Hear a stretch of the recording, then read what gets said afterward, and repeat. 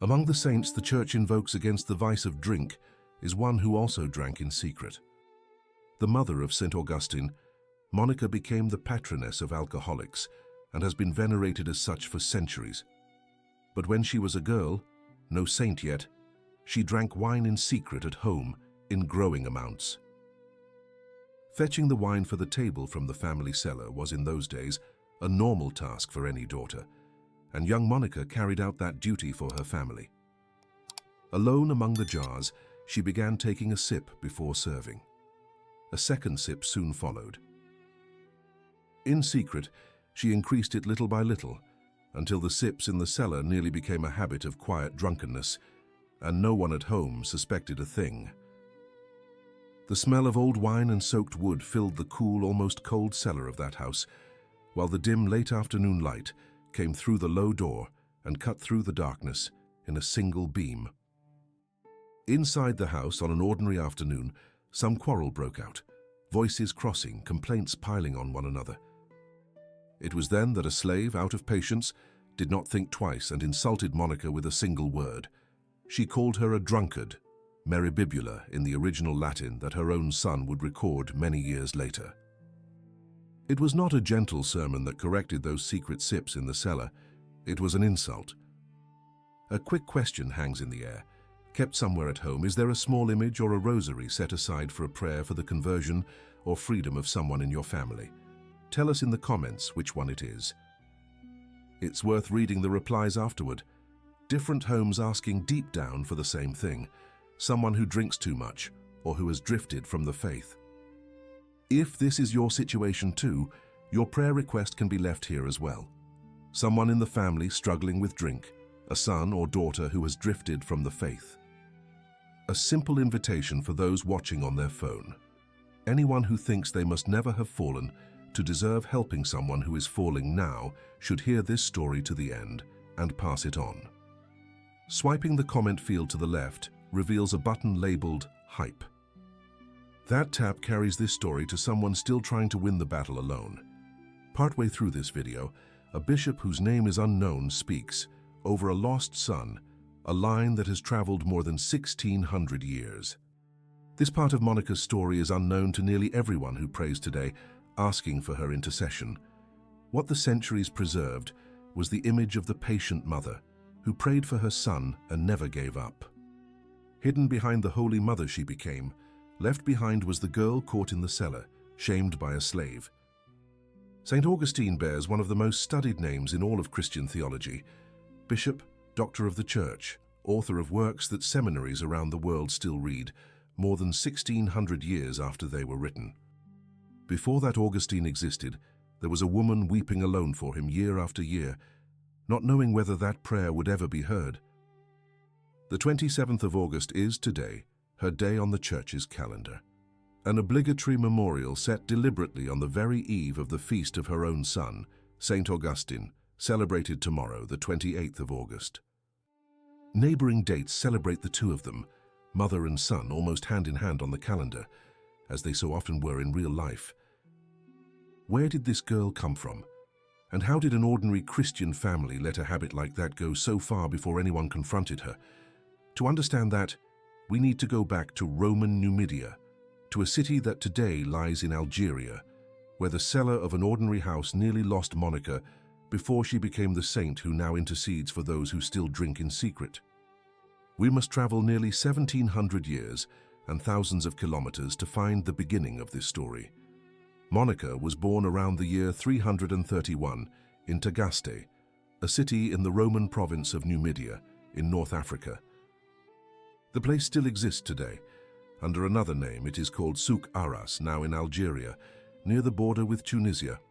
Tagaste was no ordinary settlement. It grew out of a Numidian community of Berber roots under Roman rule and enjoyed a remarkable period of commercial prosperity under the Emperor Septimius Severus. The city's families were, for the most part, of Romanized Berber and Punic stock, citizens of the empire yet entirely African in origin. Monica was never Italian, never Roman by blood.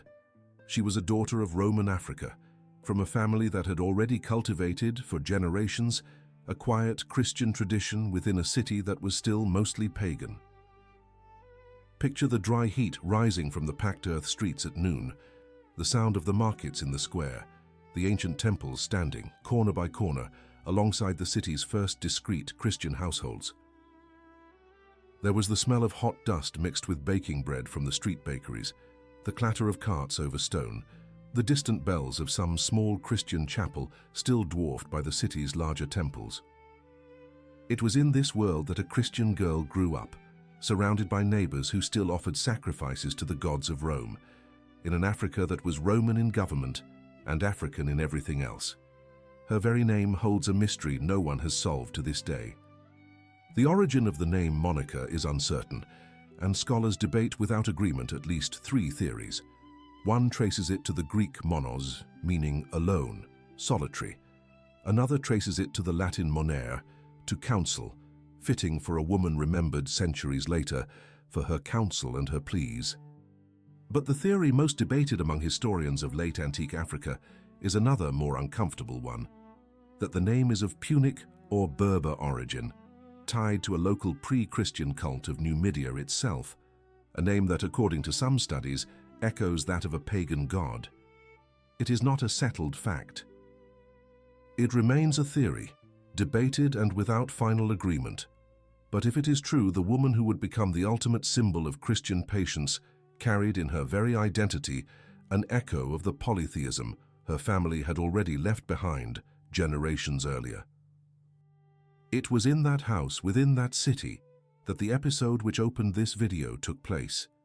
According to the custom of the time, it was every daughter's task to help with household duties, and Monica's was simple: go down to the family cellar and bring wine to the table. An ordinary task, given to any girl in any Christian or pagan household of that time. Nothing about it suggested any danger, except that, alone among the clay jars, out of her parents' sight, Monica began tasting before serving. A small sip, almost nothing, then another. Over the months the habit grew without anyone noticing. A little more wine each time, hidden a little more each time, until the obedient girl who fetched the family's drink was, herself, nearly becoming dependent on what she carried. The one who cut short that path was not the nurse who had patiently cared for her for years. It was a household slave who, in some ordinary quarrel, with no intention of correcting anyone, lost her patience and called her a drunkard. The word in Latin, recorded later by Monica's own son, was meribibula. The shame of that thrown-off insult did what years of the nurse's patience had not. Monica never again drank in secret. Still young, Monica was given in marriage, according to the Greco-Roman custom of the time, to a man considerably older than herself. The age gap reached, according to scholars who have reconstructed the family's chronology, 15 or 20 years. Her husband was named Patricius. He was a pagan, quick-tempered and violent, and unfaithful to her more than once. For a young Christian woman, marrying a pagan with an explosive temper was in itself already a daily challenge, and Monica faced it through all the years of that marriage, never answering his violence with violence of her own. Monica never had an open quarrel with him over it. Not because she accepted what he did, but because, according to her own son's account, she still hoped for God's mercy upon him, that through belief he might become chaste.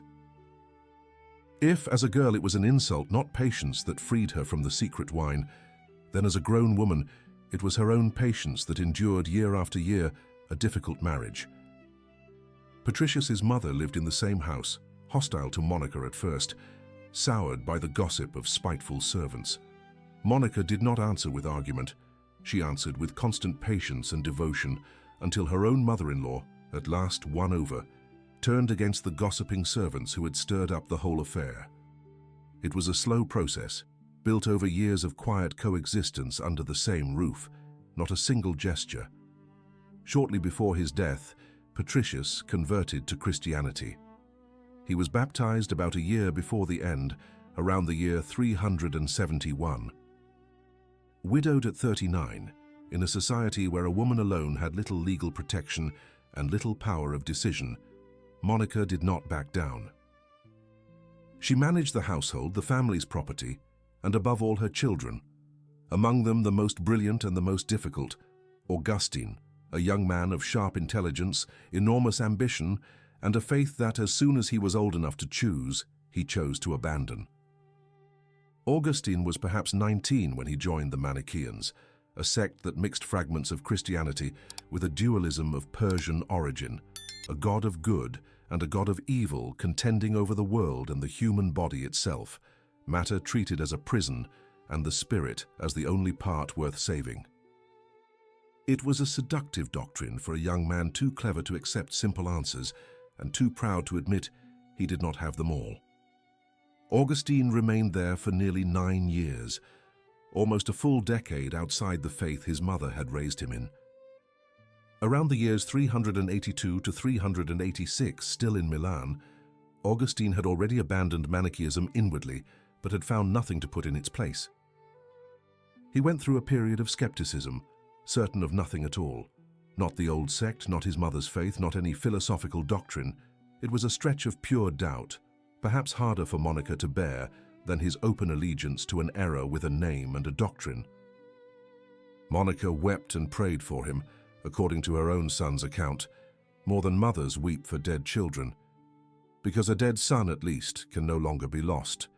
A living son and a lost one is a wound that bleeds every single day with no set date to close. Meanwhile, to the world outside, Augustine seemed lost in nothing at all. He was a gifted, admired professor of rhetoric with a rising career, the promise of a brilliant future, the kind any mother of that age would dream of for a son. Only Monica saw what no one else saw, that his success touched none of the one thing that truly mattered. During those years, Monica watched the brilliant son she had raised argue ideas she did not understand, defend a sect that rejected much of what she had taught him since childhood, and drift further and further from the table where they had once prayed together when he was still a boy. It was not the ordinary defiance of a young son. In her eyes, it was her own son's soul slipping beyond her reach, one step at a time, with no argument, no quarrel, no clear break, only distance growing slowly, year after year. More than once over those years, Monica knocked on the doors of other clergy, asking the same favor. A word, a piece of counsel, anything that might reach her son where she herself could no longer reach him.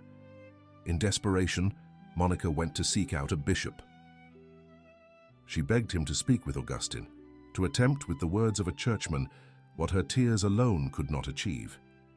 The bishop refused at first. He had already seen people too stubborn to take advice from a stranger, and he knew well the kind of young man Augustine was. Cultured, well-spoken, far too sure of himself to be won over in a single conversation. But faced with her persistence, she returned more than once, and her tears that would not stop he gave in, and spoke the line that would travel through the centuries that followed. Go, live as you live. It is impossible that a son of so many tears should perish. Here a correction is needed, because popular tradition gets this point wrong with remarkable frequency. This bishop is not named in Augustine's Confessions. The original text does not identify him, describing only a man who had once been a Manichaean himself before converting, and who therefore knew from the inside the sect that held the young man captive.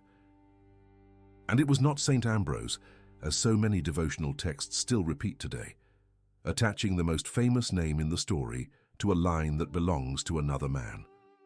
This episode took place years before Monica even met Ambrose, who would not enter her life until later, in Milan, on the other side of the Mediterranean.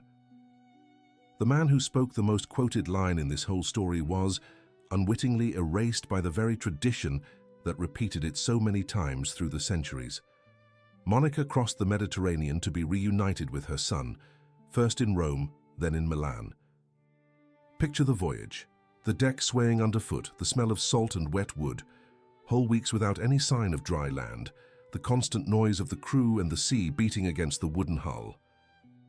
A woman no longer young, with no husband to accompany her, facing all of this for the sake of a son who might not even want to see her when she finally arrived. In Rome, Monica waited. The city was vast and strange, full of people she did not know, and she lived there like someone in a temporary exile, with no home of her own, no routine, only a single goal still unfulfilled. The answer did not come in Rome. She had to travel on further north to Milan, where Augustine had moved to teach. In Milan, Augustine taught rhetoric and had already begun attending, even without converting yet, the sermons of a bishop named Ambrose. He listened without yielding right away to argument after argument that little by little dismantled the doubts he had carried for years about his mother's faith. Monica took to waiting outside the church on the days Augustine went in to listen, not because she was certain what it would bring, but because there was nothing left for her to do but wait and pray. She stayed there, sitting or standing, listening to the muffled sound of Ambrose's voice carry through the stone walls, not always catching the exact words, only their rhythm, rising and falling like a tide. And so it was, week after week, month after month, that something inside Augustine slowly began to give way. Ambrose did not rail against Manichaeism, did not attack head-on the ideas Augustine had carried for almost a decade. He preached scripture in a way Augustine had never heard, finding meaning where before he had seen only contradiction. And it was that side door, not a head-on confrontation, that finally let Augustine in. At the Easter Vigil in April of the year 387, Augustine was baptized by Ambrose in Milan. It was the longest and most solemn night of the Christian calendar. Candles lit one by one in the darkness, holy water waiting in the font, the chant announcing the resurrection after months of silence. Monica was there among the other faithful, watching her son step into the water she had prayed year after year, tear after tear, that he would one day accept. It was common in that era for catechumens to go through a long period of preparation before baptism, prayers, fasts, instruction in the faith, and for the central ceremony to take place right there, on the night between Holy Saturday and Easter Sunday, when the whole church celebrates the passage from death to life. For Augustine, that crossing carried a double meaning. It was the liturgical passage every Christian makes, and it was also his own personal crossing after nearly a decade of resistance. He was on that day 32 years old. He had not yet turned 33, which would only come in November of that same year. It's a small detail but worth getting right. Most texts about him round it off and say he was baptized at 33. That's not accurate. He was 32, about to turn 33. After nearly a decade lost to Manichaeism, after a nameless bishop had promised that it would not end in loss, after years of tears that Augustine himself would later describe as greater than those of any mourning, the answer finally came on the most sacred night of the Christian calendar.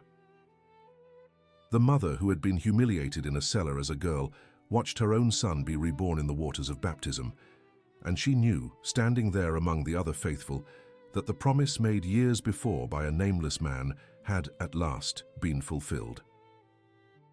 Mother and son, both of them, had taken almost their whole lives to reach that instant, she weeping, he resisting, before arriving at the same water, on the same night, on the same side of the faith. The journey back to Africa should have been simple. Go down to the port, wait for an available ship, board. It was not. Ostia held the two of them longer than anyone expected, and it was that delay, now seen as providential, that made room for what came next. After the baptism, mother and son made their way to the port of Ostia, hoping to sail back to Africa. While waiting for a ship, lodged in a house near the river, they lived through one of the most quoted episodes in all of ancient Christian literature. The house stood near the Tiber, at the mouth where it meets the sea. It was summer, and the air must have been heavy with heat, the smell of brackish water mingling with the green of the garden below.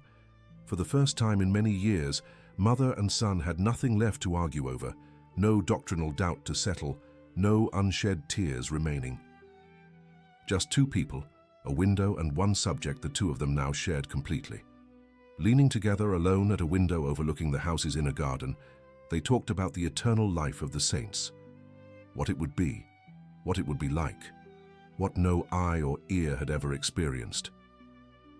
And together, for one instant, the two of them felt they touched the very thing they spoke of, a kind of silent assent, An eternity felt ahead of its time before the two of them slowly returned to the ordinary talk of two people leaning at some window. It was in the summer of the year 387, just days before the end. Today, anyone who has heard of Monica probably knows only one of her patronages, that of alcoholics. But the Church invokes her intercession for far more people than that. Monica is the patroness of Christian mothers. She is the patroness of wives, especially those living through difficult marriages. She is the patroness of victims of abuse within marriage. She is the patroness of parents who pray for the conversion of children who have drifted from the faith. And she is the patroness of alcoholics. Each of these patronages was born from a different part of her life. The mother who prayed for her son for years, the wife who endured a difficult marriage without ever striking back, the woman who knew in her own home the weight of a violent husband. A whole life, broken into pieces, and each piece became a reason for someone in some corner of the world to kneel down asking for her intercession. And it is right here that this video's question finds its answer. Why did the Church choose among so many holy women this one to watch over those fighting the bottle? It was not the soul who never wavered that the Church chose to protect those who drink. It was the girl caught and humiliated in the cellar of Tagaste. Saint Monica is not the patroness of alcoholics, in spite of the wine she once drank in secret. She is the patroness because of it, because she knows from the inside what it is to be overcome by a habit and to need a painful blow, not a gentle sermon, to break free of it. It is a pattern that repeats itself in many other saints throughout the history of the Church. God does not choose intercessors for their absence of weakness. He chooses them for weakness overcome, kept as a testimony for those still in the middle of their own battle. That is why anyone who prays asking Saint Monica's intercession for someone who drinks is not asking a saint who never understood that weight. They are asking someone who has already stood on the other side of that same cellar and who knows exactly how much shame it takes to climb out of it. The French painter Ary Scheffer depicted that very scene, the window in Ostia, in a painting called Saint Augustine and Saint Monica. He painted two versions, one around 1845, another from 1854, now held at the National Gallery in London. In the first version, Scheffer used the face of his own mother, a French woman, as the model for Monica. Decades before him, the Florentine painter Benozzo Gozzoli had covered the walls of a chapel in the church of Sant'Agostino in San Gimignano, Italy, with an entire fresco cycle on the life of Saint Augustine, painted between 1464 and 1465. Gozzoli's cycle has 17 scenes in all, spread across 3 rows along the chapel. Among them, one showing Monica herself handing her son, still a boy, over to a grammar teacher, and scene number 13, titled precisely The Death of Saint Monica. Scheffer's painting, for its part, measures just over 1 meter in height by just over 1 meter in width, large enough that the two figures at the window appear almost life-sized to whoever looks at them. Look at either of these works. The dark oils of Scheffer's canvas, the two figures leaning at the painted window, the bright light of the frescoes in the Italian chapel. In neither of them does Monica's face carry the features of a North African woman. It is always a European face, fair-skinned, bearing the features of whatever continent painted the picture, never those of the Roman Numidia, where she was born, grew up, and lived into adulthood. Centuries of Christian art chose to remember a face that was not hers. Book 9 of Saint Augustine's Confessions is one of the most widely read texts in all of Western literature, and a good part of it is not about him. It is about his mother. Scholars such as Gillian Clark, author of the book Monica, An Ordinary Saint, point to this book as one of the most complete portraits ancient literature produced of an ordinary Christian woman, not a queen, not a martyr, not a famous ascetic. Just a mother, a widow, a woman who drank in secret as a girl and wept for her son as an adult. Gillian Clark's book is not a romanticized biography. It is a serious academic study, published by Oxford University Press, and even so it arrives at the same conclusion any devout person would sense just from hearing the story. Monica needs no miracle at all to be extraordinary. Her ordinary life, told in this much detail, is already enough. This story has even made its way onto the screen in recent years. In 2010, an Italian-German miniseries called Restless Heart, The Confessions of Augustine brought Augustine's life to the screen, with actress Monica Guerritore playing Monica. The same story, more than 1600 years later, told again for a new generation. The production came from Italian public television, directed by Christian Duguay, with actor Alessandro Preziosi playing the young Augustine and Franco Nero playing him in maturity. Nearly 4 hours of screen time telling what this video sums up in a few minutes. Just days after the window in Ostia, the fever came. 9 days later in Ostia, Monica died at 56 years old, the exact age Augustine himself recorded. It was 9 days of high fever, in a room of an unfamiliar house, far from the land where she had been born and from the land where she had raised her children. Her children stayed around the bed, and it was there, surrounded by them, that she changed her mind about where she wished to rest after death. She had spent her life saying she wanted to be buried beside Patricius in Tagaste. But in her final days she changed her mind and told her children that it did not matter where her body remained, because nothing is far from God. She died without returning to Africa, the land she would never see again. It is a small statement, spoken by a woman who spent her whole life concerned with places, the cellar of her childhood, the house of a difficult husband, the city she longed to see again before dying. And in the end, the only place that truly mattered was not a geographical one.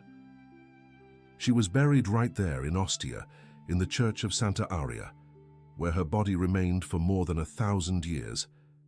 In 1430, Pope Martin V ordered the translation of her relics from Ostia to Rome. It was no quiet translation. Crowds followed the procession, and accounts from the time describe healings and signs all along the road between Ostia and Rome, the kind of popular response that, centuries later, would help firmly establish her public cult.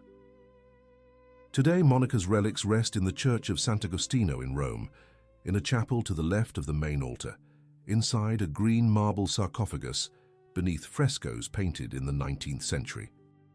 The marble is cold to the touch, the light that enters is filtered through the frescoes, and the silence there is still kept to this day by Augustinian friars. Devotion to Monica never went through a formal canonization process as we understand it today.